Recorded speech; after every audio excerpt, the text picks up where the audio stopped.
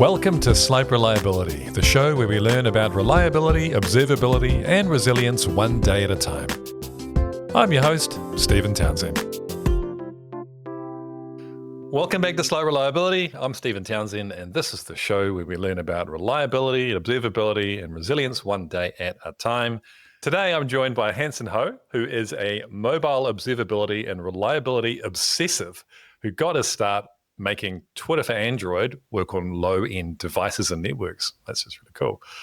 He is now at Embrace, banging his drum for user-centric mobile observability built on OpenTelemetry, pointing out to whoever will listen how that ensuring observability and reliability on mobile is fundamentally different than for a distributed system, and how this is an opportunity to make an outsized impact, given how underdeveloped the field is. So not surprisingly, today we're going to talk about mobile observability. But first of all, how are you today, Hanson? I'm doing really well. How are you, Stephen? I am good. I'm just waking up from my day job to do this, which is like it's my real, my real job. I'm kidding. So you spoke at KubeCon recently about mobile observability. I've seen the recording. How was that experience? It was fun. It was a very different environment than I'm used to, because I think folks around there are used to being, inside the data center, if you will. Their concerns are backend observability, backend systems, number of nines, making sure, everything is good to go, the big systems. Where I live on the outside, where it's chaos land. So, some of the concerns, some of the technologies that we talk about are different, but ultimately we kind of want the same thing. We want the users of our systems to have a good time. So it was really enlightening just listening to people talk about kind of their domain and then contrasting to kind of things I'm familiar with and having common ground and be like, oh yeah, I get it. And at KubeCon, because I'd never been, I'd love to go. Were you on a booth as well as speaking, or did you get to attend different talks and go around and meet people? I mostly went to talks and kind of just networked, quote unquote, and just chatted with people. It's being in Vancouver, Canada, there's not a lot of events around here. So whenever I get to go to a conference and talk to like-minded folks, I chomp at the bit and be like, yeah, let's talk. Yeah, so KubeCon for me, I think, was different than for most people. It's really about exposing myself to this new world of observability, and it is chatting. It's just people at the end of the day, and that's what I love about technology. It's why we come together to talk about this stuff. But talking about the stuff is what's important. I can read white papers all day. That's not the same as talking to somebody who's done this job for 20 years. So yeah, I agree. Yeah. Oh well, hopefully one day I'll get to come to a KubeCon too, and we can meet up, and along with lots of other people that have been on the show and are listening along at home. Oh yeah, I mean, I know a ton of people I've done podcasts or spoke online with. It's great to put a face to a name and a virtual recording. So mobile reliability or observability is something we've never spoken about on the podcast before. After at the time of recording 96 episodes, 97 maybe. So it's good that we're talking about it today. So obviously, you sort of mentioned before, when most people think about observability, they think about the back end, the distributed systems, from the point that we had some kind of server. Mobile observability, I guess there is all that stuff going on as well, but there's also a mobile app on a device running as well, and the internet between there. How do you measure reliability or instability in that context? How do you even begin to do that? I mean, not to go too far back in history, but it used to be that when you have a mobile app, you deploy it, and how do you find out things go wrong? Well, somebody tells you through an app review, through emailing you, through walking up to your desk and say, "Hey, your app isn't working." And later we evolved a bit, and we got things like crash reporting, so we know when crashes happen. And then there are RUM-based real user monitoring systems that tell you what happens, on a device with clicks and screens and things like that. And we kind of cobble together the state of things through this web of telemetry. Really, I think on mobile, it's just about, feeding the grease to the squeaky wheel. And usually that's whoever yells at you the loudest, whether it's your director, whether it's your users, and whether it's your crash bars. So observability, that word has kind of gone around, and in mobile, folks have started to use it, but I don't think it means what they think it means. It's not merely observing. It's a lot harder than that. It's about answering questions and understanding your app through data. So if you ask mobile observability and mobile reliability what it means previously, well, it's about fixing crashes and, trying to divine what is going on in production through the telemetry you record, through debugging, through reproduction. Usually, it is very difficult to use data to simply find the root causes of things. It suggests, problems. You might be able to find novel reproduction scenarios if you have a very detailed session replay or something like that. But it's really about adding information to experts at the app to help them figure out where things go wrong. It's not about, I guess people do monitor like crash rates and things like that, but what does 99.9% crash-free session actually means? What if one person keeps getting it, couldn't use it, or you have issues that are crashing at important moments, like when you're checking out? A rate just flattens the meaning. And sure, it's a good number to have, but it doesn't mean that you're not having issues just because your crash-free rate is really high. So it's a mixture of kind of using some amount of data to make sure there's no catastrophe, and then debugging. And honestly, for most people, 80% of what they spend their time on for reliability is about fixing crashes. And I think we can move beyond that now. I think we have the capability to do so. It sounds like what you're saying, and we did catch up a few weeks ago now.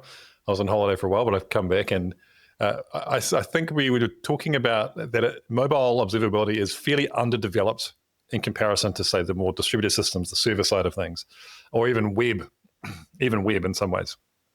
Why do you think it's undeveloped? That's because it's hard.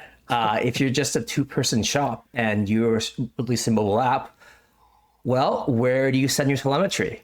You don't have a server to naturally put this stuff to. You can't just record telemetry on the device and expect it to kind of come back to you. If you record on the device, it stays on the device. You kind of have to get that telemetry back and send to a place where you can process, aggregate, display. So mobile shops, if they're, a one-person indie dev to make games, you may not have access. You may not have the capability to do, analytics beyond what the platforms give you. And platforms don't give you much. On Android, for instance, you get some high-level aggregates of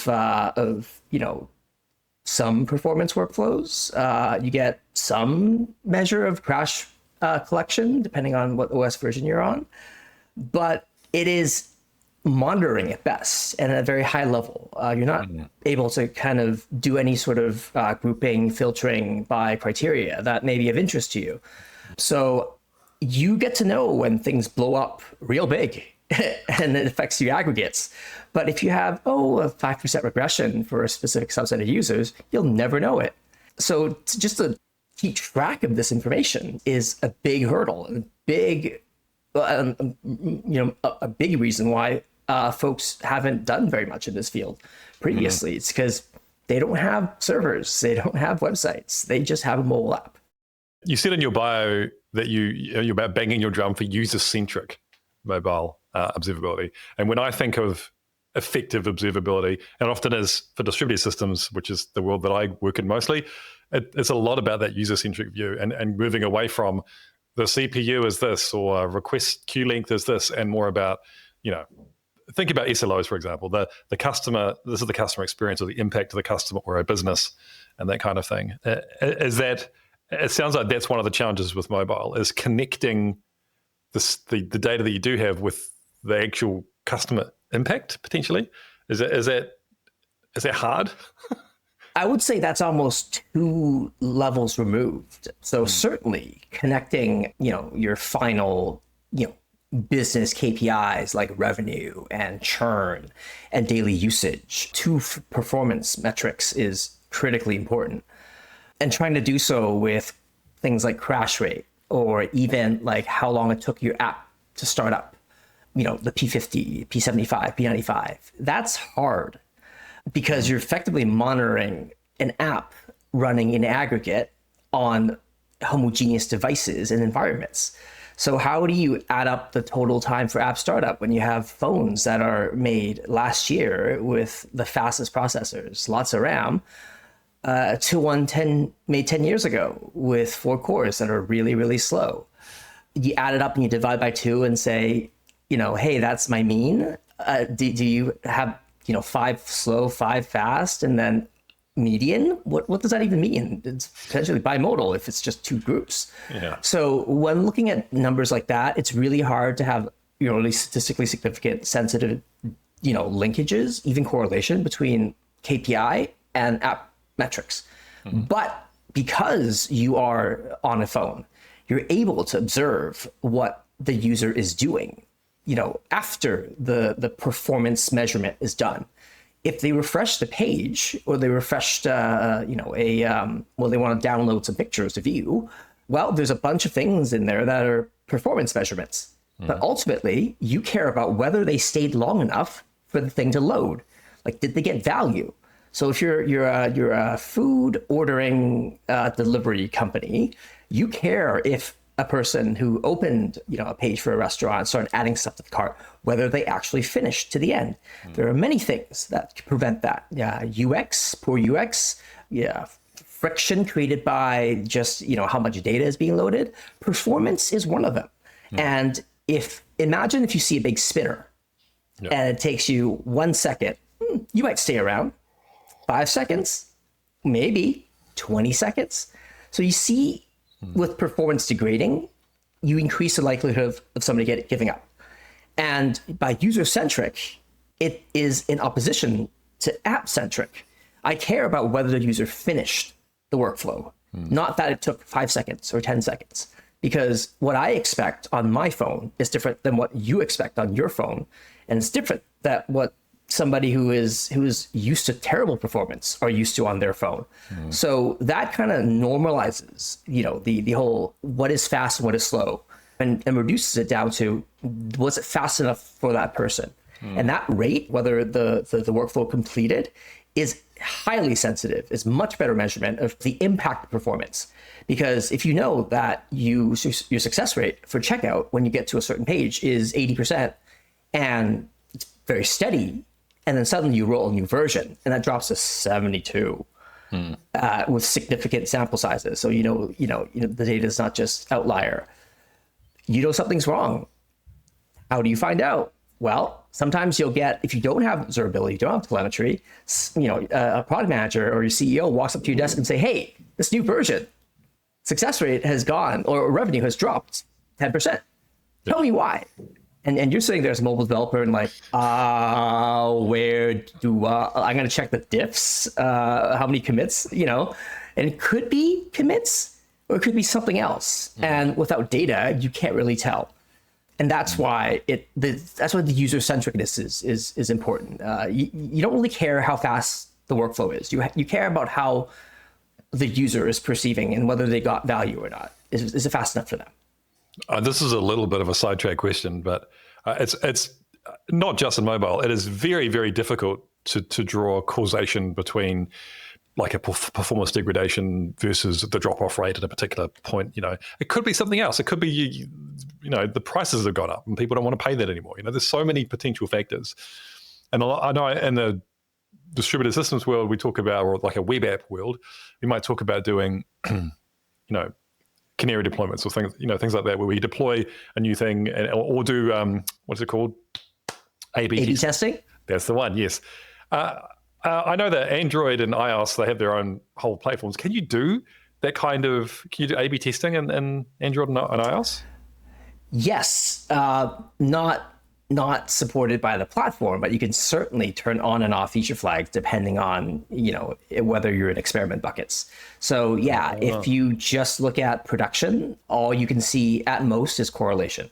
So when your CEO comes in and says, hey, it's dropped by 8% and you deploy a new version, well, that's correlation. It could be that, suddenly they release the app in a place with a poor network. So the population changed. So it's not the app. It just is other confounding factors. when you want to do A/B testing, you could do experimentation and basically, have control in your experiment group and find out. That is closer to, causation, finding out. You can't do that natively, but everybody does it. Everybody who has significant investments in mobile, who has a lot of what's this word? A lot of money dependent on whether things work or not. They always do A/B testing in order to squeeze out and not only UX configuration and color. That's A/B testing has, I think, in the mobile and UX world gotten a bad rap. People always think A/B testing is about, whether to put the button or a different copy. No, it's you want to quantify how HTTP2 has increased your success rate for network requests. That is A/B testable, and in fact, that's something we did at Twitter. When we actually rolled it out, is it worth it? And if it's worth it, how much is it worth it by? And with proper A/B testing, proper sampling, you're able to kind of get pretty close to finding that out. So you were saying that at Embrace, you leverage OpenTelemetry. When I think of OpenTelemetry, and I know we're getting a little technical for a podcast, which most people are just listening to, but I think about, well, there's OpenTelemetry libraries that you can ship with your code and to instrument your code. There's also agents that you can install. How does it work in mobile? Is it like mobile code libraries that you're importing and instrumenting and then sending it off to the traditional OpenTelemetry collector, for example? Is that how does it work? Yeah, basically, on Android, you could run Java code. So the Java SDK of OpenTelemetry works. There's a Swift one that works on iOS. And at Embrace, we build what are effectively an agent, as well as that wraps the platform SDK and offers APIs to do kind of mobile specific things. There's auto instrumentation. It's an agent because there's auto instrumentation that captures things like crashes or app startup. But you can also use the API, a mobile tailored API, to do traces to basically figure out your workflows and track your success rates of your workflows. And the fact it's OpenTelemetry internally is important because then we can reuse a bunch of libraries. But also, we could also just have collectors. You can hook up exporters to talk to your own collectors, or you can have that data sent back to Embrace, and you can see the data in our dashboard. But the fact it's OpenTelemetry means that you could use OpenTelemetry APIs to do this, plug in our SDK as the SDK implementation, and off you go. We are actually just released a draft of a Kotlin API, so that you're able to use a more idiomatic language and API to work and on Android. And we have plans to build a full SDK to be more mobile specific centric. I mean, thread based context passing is great if you control, if you're controlling your thread model. But on mobile, that's not the thing that you usually do, especially on Android. You give it to coroutines or something like that, and they deal with the threading for you. So there are things about the Java SDK that works great, but there's some things that are not super idiomatic that we hope to help the community kind of get a solution for. But yeah, OpenTelemetry means that data is the same. It's a log, it's a span, and it's got span links, and it's got parents, so you can relate your front end data from mobile as well to your backend. So you can actually connect and inform your backend traces. So when you have a request coming in and starts off a trace in your distributed system, well, the network requests that generated it on the client side. And there's additional context that can be fed in that may be too expensive to compute on the back end if you have to unpack the payload or something like that to determine something about the blob that is being sent over. So not only can the mobile data inform mobile observability, it could actually add additional context to your backend observability, assuming everything is OpenTelemetry. And that's something we mentioned, is that from your experience, and I think from mine as well, the mobile teams often have a certain level of separation from maybe even web teams, but definitely back-end teams might be using different tools, might not be observing anything, or might be at the very an early stage of monitoring and observability. And so it might be quite common that the mobile team is using a different tool to collect data than back-end teams. I guess that makes it challenging. Oh yeah, I mean, the notion of tracing even is Yeah. is going to be one that's foreign to a lot of mobile developers, because traditionally they don't do much tracing. On some platforms, there's some local traces you can do to kind of find out some detailed workflows in your local app, but it's not reported to production. Mobile developers are much used to logging and automatic crash capturing and things like that. So the idea of recording telemetry and have that kind of be stable as part of your work when you're developing a feature, even that isn't super normal, to use a very specific word. Their telemetry does come from mobile, but usually we're talking about product analytics. So, you need to basically tell how many people have viewed your ads or seen a certain page. So, but you don't use observability tooling. You use Amplitude, you use, product analytics. And a lot of times that stuff is not even being instrumented by the dev teams themselves. So you can tell sometimes where the funnel drop off happens, and when their version changes, things, drop off, but none of that is linked to performance data. So again, there are multiple ways to tell the mobile app that it's not behaving as expected, but how do you investigate? Well, you get the team who built it to investigate. And that's a really challenging area to be in when you can't use data, when you have to use experience and familiarity with the code. If I didn't remember this correctly, let me know. Is even the concept of a trace when you're talking about mobile. So you might have a customer doing a thing on a mobile app and they click a button or transitioned or do a thing. That might set off 30 requests and they all have their own traces, right? And so it's still difficult, even if you are getting traces, to piece together the customer interaction with all the things happening in the back end necessarily. I was just thinking, I know that there's this whole idea of a trace ID, and then there's like span IDs for each hop along a distributed system. Maybe we need some other ID, which is like some sort of user transaction context or user interaction context or something that can persistent across those things. Have you ever heard of that before? Yeah, well, a session ID is a concept that we have on mobile devices to basically denote some passage of time. But the one thing that is hard to kind of peg specific IDs to it, other than something generic like a session, is that on a mobile device, you are not the only process in the game. There are other things running in the background.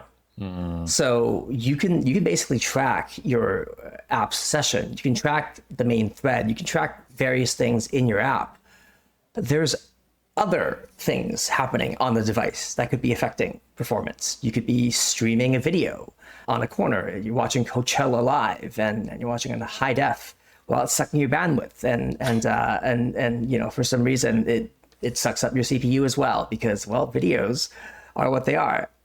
You could have things happening on device affecting the performance of your app, and it's funny. Some people don't want to know if they can't control.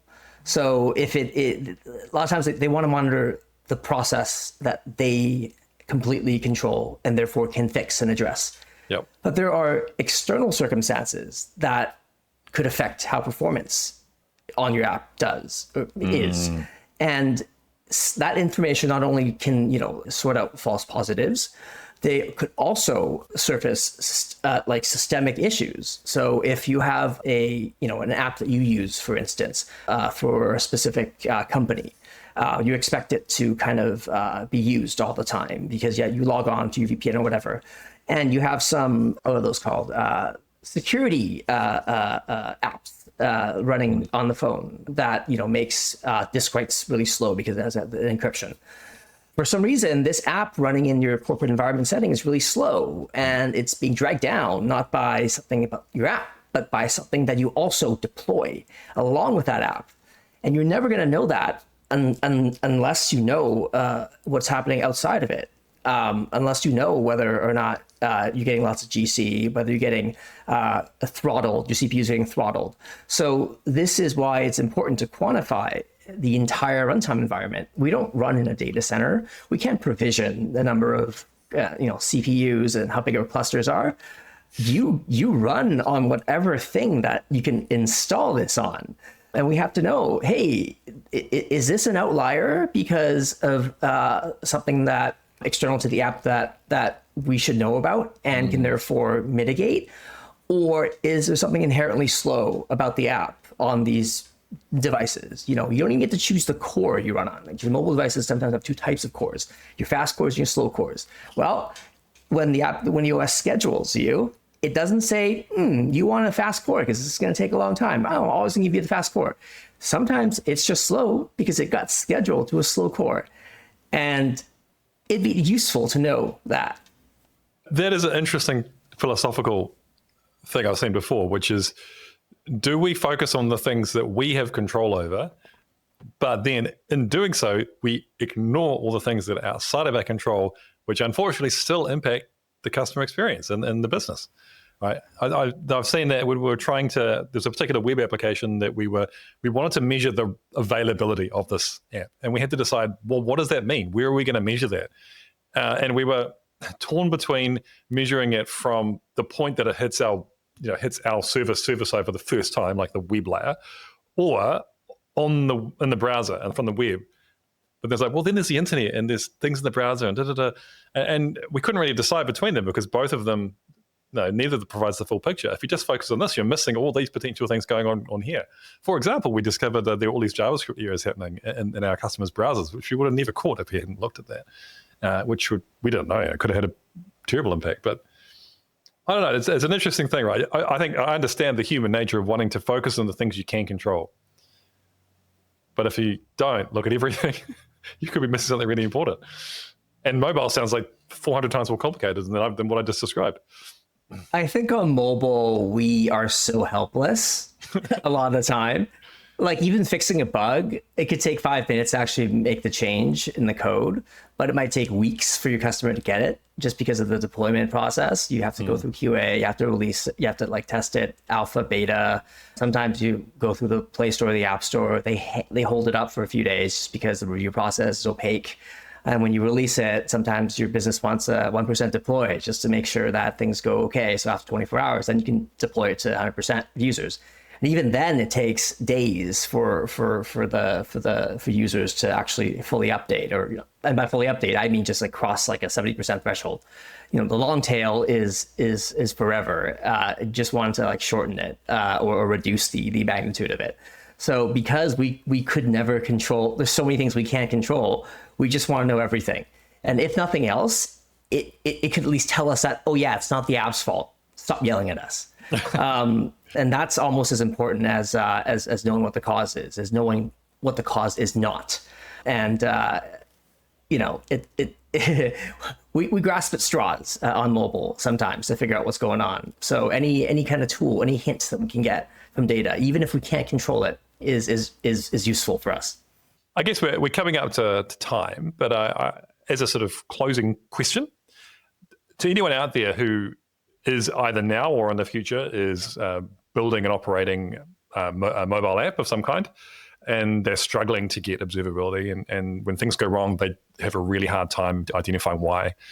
What would be your advice on how to get started? If there's, imagine there's nothing apart from what's out of the box from Android and iOS. Well, it depends how much backend resources you have. If you have none and you're just a small team of mobile developers, pick a vendor, any vendor. Embrace is a vendor, for instance, and pick one workflow you care about the most. Just one. It doesn't have to be fully controlled by performance, but one that you care about. So if you're an app that sells things, maybe the workflow you care about is when the user clicks the submit button and they get a confirmation. So basically modeling network requests that kind of comes over the wire, does something and comes back. Just take a look at the success rate. How many of the ones coming in actually finish? Because it's not going to fully match what your backend is telling you, because your backend necessarily starts with having been reached. So don't go too far. Don't try to log too much data. Pick one important workflow. Start a span at the beginning and then end it when you're successfully completed. And then make sure that if the app is backgrounded in the middle or crashes, that you're able to terminate the span. And then you can check success rate. Do that one thing. Just pick one workflow, pick start and end, pick a vendor, use their API, and start seeing I would say the consistency between versions or the fluctuations, if things go wrong. And once you have a taste of being able to track on the client side whether your users are getting value, I think you'll want more. And in the past, you have to do everything yourself. With OpenTelemetry, with the various vendors now for OpenTelemetry, you don't have to do it yourself. You could pay for someone to help you show you the data, basically. So do that. There are a lot of free trials as well. Not just embrace other people as well. So I guess I interpreted some of what you said as start off small and be deliberate about what you're looking at and make sure it's a thing that you care about. There's definitely not enough of that across all observability. There's so much of collecting all the things in case we might need it, and not enough of, well, actually, there's some things we really care about. And that's what I like about, although I found it harder in practice to implement service level objectives. I like that because you start focusing less on the bazillions of technical signals that you could possibly look at and focus more on this is the thing that matters. What's an SLO if not the user getting value, right? And on the mobile app, you can actually get it very directly. So with that, I just wanted to say thank you so much for coming on the show, Hanson, and sharing your knowledge about mobile observability. I know I've only scratched the surface, but I'll put links to connect with Hanson in the description of this episode if you want to connect and catch up with him or talk about Embrace. Other than that, everyone else out there, I hope you have a wonderful week, and I will see you next time.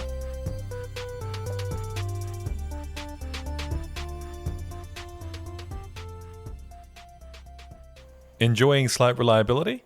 If so, it would mean a lot if you would rate or review the show wherever you're listening from. It makes a bigger difference than you think.